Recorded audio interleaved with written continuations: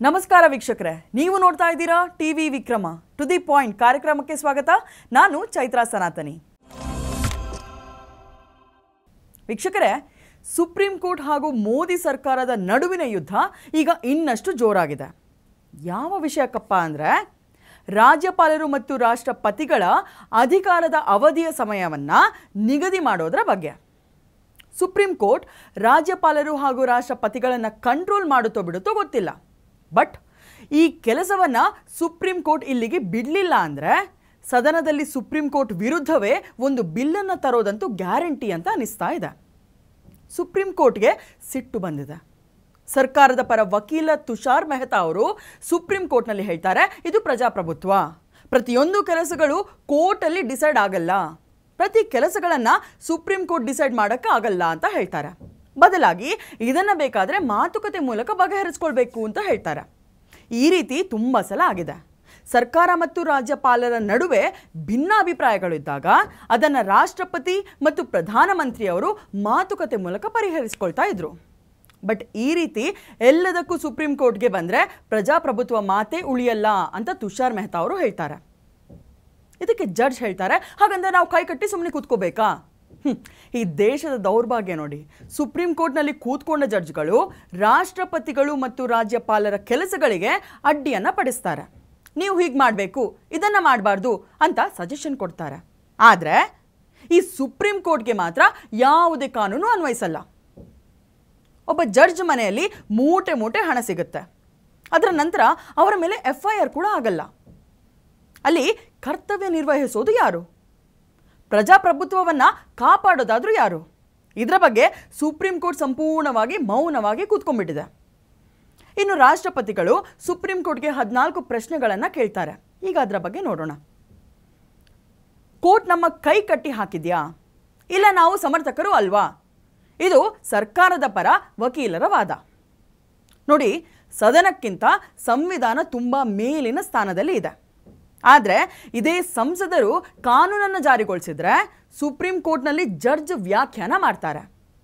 ಮೋದಿಜಿ ಸರ್ಕಾರ ದೇಶದ ಹಿತದೃಷ್ಟಿಯಿಂದ ಏನೇ ದೊಡ್ಡ ಕಾನೂನನ್ನು ಜಾರಿ ಮಾಡಿದ್ರು ಅದರ ಬಗ್ಗೆ ಸುಪ್ರೀಂ ಕೋರ್ಟ್ನ ಜಡ್ಜ್ಗಳು ಮೀನಾಮೇಷ ಎಣಿಸ್ತಾರೆ, ಅದರ ಬಗ್ಗೆ ಟಿಪ್ಪಣಿ ಮಾಡ್ತಾರೆ. ಫಾರ್ ಎಕ್ಸಾಂಪಲ್, ವಕ್ಫ್ ಬೋರ್ಡ್ನದ್ದಾಗಿರ್ಬೋದು, ಹಾಗೆ ಆರ್ಟಿಕಲ್ 370 ತೆಗೆದು ಹಾಕಿದ್ದಾಗಿರ್ಬೋದು, ಹೀಗೆ ಇನ್ನೂ ಅನೇಕ ವಿಷಯಗಳಿವೆ.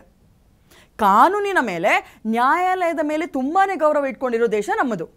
ಈ ದೇಶದಲ್ಲಿ ಸುಪ್ರೀಂ ಕೋರ್ಟ್ ಮತ್ತು ಹೈಕೋರ್ಟ್ಗಳನ್ನು ಜನರು ಈಗಲೂ ತುಂಬ ನಂಬ್ತಾರೆ. ಆದರೆ ಇದೇ ನಮ್ಮ ಸುಪ್ರೀಂ ಕೋರ್ಟ್ ಕೈ ಕಟ್ಟಿ ಹಾಕಬೇಡಿ ಅಂತ ಕೂಡ ಸಿಟ್ಟು ಮಾಡ್ತಾರೆ. ನಾವೇನು ಅಸಮರ್ಥರಲ್ಲ ಅಂತ ಕೂಡ ಕೇಳ್ತಾರೆ. ಸರಿ, ನಿಮ್ಮ ಹತ್ರ ಅಷ್ಟೆಲ್ಲ ಸಾಮರ್ಥ್ಯ ಇದ್ದರೆ ಪಾರ್ಲಿಮೆಂಟನ್ನು ಕ್ಲೋಸ್ ಮಾಡಿಬಿಡಿ, ಅದರ ಅವಶ್ಯಕತೆಯೂ ಇಲ್ಲ ಅಲ್ವಾ? ಅಲ್ಲಿ ಯಾವುದೇ ಕಾನೂನು ರಚಿಸಿದಾಗ ಅದನ್ನು ನಿಮ್ಮ ಬಳಿ ತಂದಾಗ ಅದಕ್ಕೆ ನೀವು ಅಡ್ಡಿಪಡಿಸೋದೇ ಆದರೆ ಪಾರ್ಲಿಮೆಂಟ್ ಯಾಕೆ ಬೇಕು?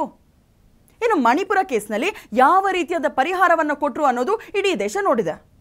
ಮಣಿಪುರ ಇನ್ನೂ ಕೂಡ ಶಾಂತ ಆಗಿಲ್ಲ. ಅಷ್ಟೇ ಅಲ್ಲ, ಆರೋಪವನ್ನು ಕೂಡ ಸರ್ಕಾರದ ಮೇಲೇ ಮಾಡ್ತಾರೆ. ನಿಜವಾದ ಸಮಸ್ಯೆ ಏನಂದರೆ, ಸುಪ್ರೀಂ ಕೋರ್ಟ್ ತೀರ್ಪು ನೀಡಿದ್ದು, ಆ ತೀರ್ಪಿನ ಮೇಲೆ ಕೋಲಾಹಲ ಆಗಿತ್ತು. ಅವರು ಕೊಟ್ಟ ತೀರ್ಪಿಗೆ ಗಲಭೆ ಆಗುತ್ತೆ, ಅದನ್ನು ಸರ್ಕಾರ ಅನುಭವಿಸಬೇಕಾಗತ್ತೆ. ಪೊಲೀಸರು, ಕಾನೂನು ವ್ಯವಸ್ಥೆ ಅದನ್ನು ಅನುಭವಿಸಬೇಕಾಗತ್ತೆ. ಇದೆಲ್ಲದರ ನಂತರ ಸುಪ್ರೀಂ ಕೋರ್ಟ್ನಲ್ಲಿ ಕುಳಿತವರು ಹೇಳ್ತಾರೆ, ಪ್ರಜಾಪ್ರಭುತ್ವ ತೊಂದರೆಯಲ್ಲಿದೆ ಅಂತ. ಜನರಿಂದ ಆಯ್ಕೆಯಾಗಿ ಬಂದ ಸರ್ಕಾರಕ್ಕೆ ಕಾನೂನು ಜಾರಿಗೊಳಿಸುವ ಅಧಿಕಾರ ಇದ್ರೂ ಕೂಡ ಅದನ್ನು ಸುಪ್ರೀಂ ಕೋರ್ಟ್ ನಿರಾಕರಿಸುತ್ತೆ. ಹಾಗಾದರೆ ಆಯ್ಕೆಯಾಗಿ ಬಂದ ಸರ್ಕಾರಕ್ಕೆ ಬೆಲೆನೇ ಇಲ್ವಾ? ಅಧಿಕಾರನೇ ಇಲ್ವಾ? ರಾಷ್ಟ್ರಪತಿಗಳನ್ನು ಆಯ್ಕೆ ಮಾಡಿ ಆ ಹುದ್ದೆಗೆ ಕೂರಿಸೋದು ಕೂಡ ಮತದಾನದ ಮೂಲಕನೇ. ಇನ್ನು ರಾಷ್ಟ್ರಪತಿಗಳು ಈ ದೇಶದ ಮೊದಲ ಪ್ರಜೆ. ಇಷ್ಟಿದ್ರೂ ಕೂಡ ಅವರ ಪೀಠಕ್ಕೆ ಗೌರವ ಇಲ್ಲ. ಅವರ ಕೆಲಸಕ್ಕೂ ಸಮಯ ನಿಗದಿಯನ್ನು ಮಾಡ್ತಾರೆ. ಹಾಗೆ ನೋಡಿದರೆ ಇದೇ ಸುಪ್ರೀಂ ಕೋರ್ಟ್ ಹಾಗೂ ಹೈಕೋರ್ಟ್ನಲ್ಲಿ ಎಷ್ಟು ಕೇಸಸ್ ಪೆಂಡಿಂಗ್ ಇಲ್ಲ ಹೇಳಿ. ಅದಕ್ಕೂ ಕೂಡ ಕಾನೂನನ್ನು ಸರ್ಕಾರ ಮಾಡಬೇಕು. ಯಾವ ತೀರ್ಪನ್ನೇ ಆಗಲಿ ಕೇವಲ 8 ದಿನಗಳಲ್ಲಿ ಕೊಡಬೇಕು ಅಂತ. ಆಗ ಕೊಡ್ತಾರೆ ಇವರು. ಇದೇ ಜಡ್ಜ್ಗಳು ಅವಾಗ ಹೇಳ್ತಾರೆ, ನಮ್ಮ ಮೇಲೆ ಒತ್ತಡ ಹಾಕ್ತಾ ಇದ್ದಾರೆ, ಸುಪ್ರೀಂ ಕೋರ್ಟ್ ಮೇಲೆ ಒತ್ತಡ ಹಾಕ್ತಾ ಇದ್ದಾರೆ, ಜಡ್ಜ್ಗಳ ಮೇಲೆ ಒತ್ತಡ ಹಾಕ್ತಾ ಇದ್ದಾರೆ ಅಂತ ಕೂಡ ಹೇಳ್ತಾರೆ. ಜೊತೆಗೆ ನ್ಯಾಯಾಂಗ ಸ್ವಾತಂತ್ರ್ಯವಾಗಿರಬೇಕು ಅಂತ ಕೂಡ ಹೇಳ್ತಾರೆ. ಆದರೆ ಇದೇ ಸುಪ್ರೀಂ ಕೋರ್ಟ್ ರಾಜ್ಯಪಾಲರು ಮತ್ತು ರಾಷ್ಟ್ರಪತಿಗಳ ಮೇಲೆ ಒತ್ತಡವನ್ನು ಹಾಕ್ತಾರೆ, ಸಮಯ ನಿಗದಿ ಮಾಡ್ತಾರೆ. ಇದು ಯಾವ ನ್ಯಾಯಸ್ವಾಮಿ ಹಾಗಾದ್ರೆ?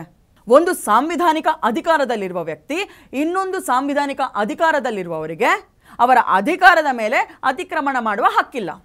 ಯಾರ ಕೆಲಸ ಏನಿರುತ್ತೋ ಅವರು ಅದಷ್ಟನ್ನೇ ಮಾಡಬೇಕು. ಇದೇ ಸಮಯವನ್ನು ಅಂತ ನಿಗದಿ ಮಾಡೋದಾದರೆ ದೇಶದಲ್ಲಿ ಹತ್ತತ್ರ 81,000 ಕೇಸಸ್ಗಳು ಇನ್ನೂ ಸಾಲ್ವ್ ಆಗದೆ ಹಾಗೆ ಬಿದ್ದಿವೆ. ಅದನ್ನು ಸಾಲ್ವ್ ಮಾಡಿ. ಕೇಂದ್ರ ಸರ್ಕಾರ ಈಗ ಅದನ್ನೇ ಹೇಳಿದೆ. ರಾಜ್ಯಪಾಲರು ಮಸೂದೆಯನ್ನು ಪರಿಗಣಿಸುತ್ತಿಲ್ಲ ಅಂದರೆ ಅದಕ್ಕೆ ಬೇರೆ ಬೇರೆ ಪರಿಹಾರ ಇದೆ. ಅದನ್ನು ಬಿಟ್ಟು ಮುಖ್ಯಮಂತ್ರಿಗಳು ಕೋರ್ಟ್ಗಳಿಗೆ ಬರೋದು ಎಷ್ಟು ಸರಿ? ಇದರ ಬದಲು ಮುಖ್ಯಮಂತ್ರಿಗಳಿಗೆ ರಾಷ್ಟ್ರಪತಿಗಳು ಹಾಗೂ ಪ್ರಧಾನಮಂತ್ರಿಗಳನ್ನು ಭೇಟಿಯಾಗಿ ಪರಿಹರಿಸಿಕೊಳ್ಳೋ ಅವಕಾಶ ಇದೆ ಅಂತ ಕೂಡ ಹೇಳ್ತಾರೆ. ಆಗಲೇ ಹೇಳ್ದಂಗೆ ತುಂಬ ಕೇಸಸ್ಗಳು ಇದ್ದಾವೆ. ತುಂಬ ಸಮಯದಿಂದ ಅದನ್ನು ಅನುಸರಿಸಿಕೊಂಡು ಬರಲಾಗಿದೆ. ನಿಯೋಗಗಳು ರಾಜ್ಯಪಾಲರು ಮತ್ತು ರಾಷ್ಟ್ರಪತಿಯವರನ್ನು ಭೇಟಿಯಾಗುತ್ತವೆ. ಕೆಲವೊಮ್ಮೆ ಮಧ್ಯಸ್ಥಿಕೆ ವಹಿಸಲಾಗುತ್ತೆ ಅಂತ ತುಷಾರ್ ಮೆಹ್ತಾ ಅವರು ಹೇಳ್ತಾರೆ. ಅಷ್ಟೇ ಅಲ್ಲ, ಭಾರತದ ಸಂವಿಧಾನದಲ್ಲಿ ಕೂಡ ರಾಜ್ಯಪಾಲರು ಮತ್ತು ರಾಷ್ಟ್ರಪತಿಗಳು ಮಸೂದೆಗಳನ್ನು ಎಕ್ಸಾಮಿನೇಷನ್ ಮಾಡೋಕ್ಕೆ ಟೈಮ್ ನಿಗದಿ ಮಾಡಿಲ್ಲ. ಸೊ ರಾಷ್ಟ್ರಪತಿಗಳು ಕೇಳಿರುವ 14 ಪ್ರಶ್ನೆಗಳಿಗೆ ಉತ್ತರವನ್ನು ಕೊಟ್ಟು ಸುಪ್ರೀಂ ಕೋರ್ಟ್ ಈ ಕೇಸನ್ನು ಕ್ಲೋಸ್ ಮಾಡ್ಬೋದಿತ್ತು. ಆದರೆ ಅದನ್ನು ಕೂಡ ಮಾಡ್ತಾ ಇಲ್ಲ. ಕಾದು ನೋಡೋಣ ಇನ್ನೂ ಎಷ್ಟು ದಿನ ಇದು ನಡೆಯುತ್ತೆ ಅಂತ. ನಮಸ್ಕಾರ.